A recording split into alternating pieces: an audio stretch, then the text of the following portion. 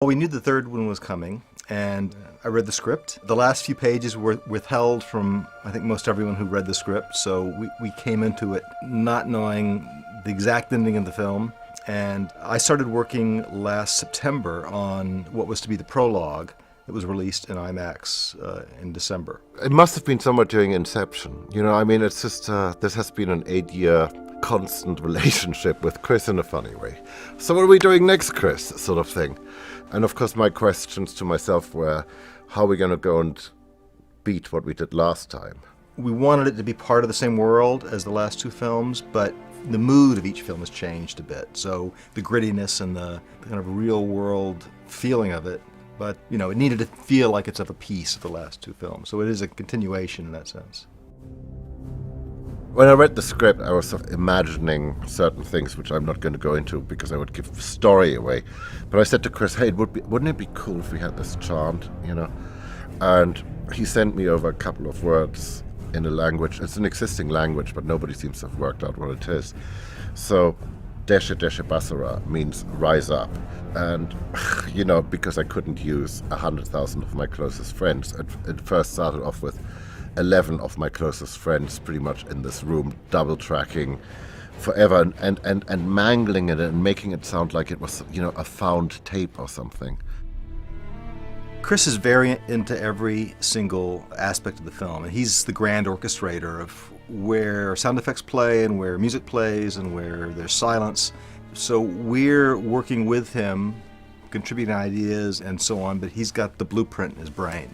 He's constantly getting sounds from me, judging them, commenting upon them, giving me notes, and doing the same thing with music. One of the things you need to realize on these Dark Knight movies and Inception as well, we work in a very different way than other people, where Richard and I work really closely together. There's another component in there, there's another person there, Mel Wesson, who came up with those original bat flap sounds, so the Richard, Mel and I were forever crossing the lines of, what sound effects and what is music. I love working with Hans because he approaches music in a similar way to the way I approach sound effects, in that everything is music to him. All sound is music. Everybody's mission on this movie has been to immerse the audience. The music is written on purpose in a way that all it does is it doesn't tell you what to feel. It just opens the door for you to come and enter into this world.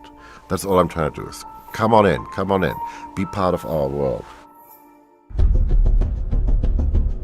I read the description of the bat in the script and then saw some early renderings of it and drawings of it. So I started to think about how it might sound and started with helicopters. And then Ken Johnson had a great idea of using a weed whacker and taking the end off and putting different things on the end to spin them, and then process those sounds. And that became a big element of the bat. And then the bat's composed of several different categories or food groups or types of sounds. We basically boiled it down to roughly 5 groups of different kinds of sounds. Each group is composed of lots of individual sounds that are merged together, but here's the basic 5 food groups.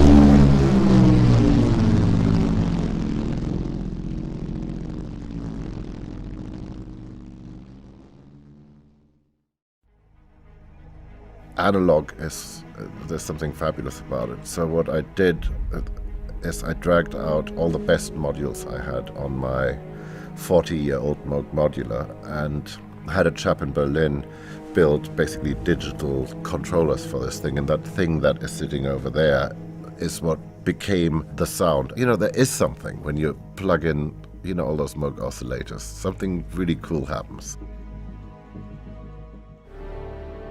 Why didn't you just kill me? Your punishment must be more severe. I think when you cover someone's mouth, it makes them harder to understand. You can't read their lips, and Tom Hardy does an amazing job of emoting with his eyes, and his body language is impressive. And we had to exaggerate the clarity of Bane's voice to overcome the fact that his mouth is covered.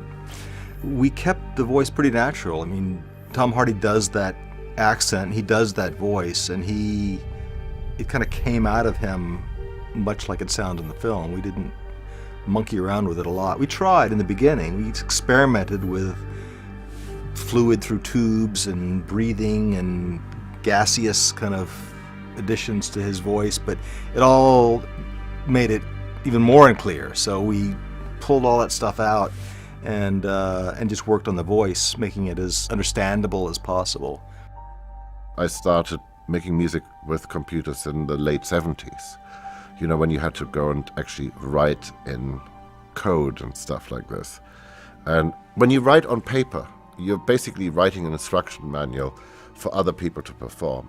When you're writing in the computer, or the way I do, is you perform every note. At one point or the other, every note that is in the score has been played by me and been fiddled around with by me. So it takes a lot longer. The technology doesn't make things faster, it makes it slower, if anything, because it opens up endless possibilities. Plus you have to learn how to deal with it, so it doesn't drive you. I've had the good fortune to work with pretty much the same crew on all of Chris's films, and that's created a terrific shorthand and just, you know, ease of working with everyone. Everyone contributes a lot, so it's really is a group effort. The word fun is too trivial to use, but it's such a great experience, you know, this journey, 8 years of our life. So you don't want it to end, you know. And when I was a kid growing up in Germany, I had this dream of becoming a film composer, but you can't ever say that, you know. You're like in nowhere Germany, and if you say the word Hollywood, all the other kids are either going to beat you up or laugh at you, right? But in this dream, there was this unmade movie, and I didn't know what the movie was. And halfway through this one, I suddenly realized I was working on the movie that I always hoped I was working on.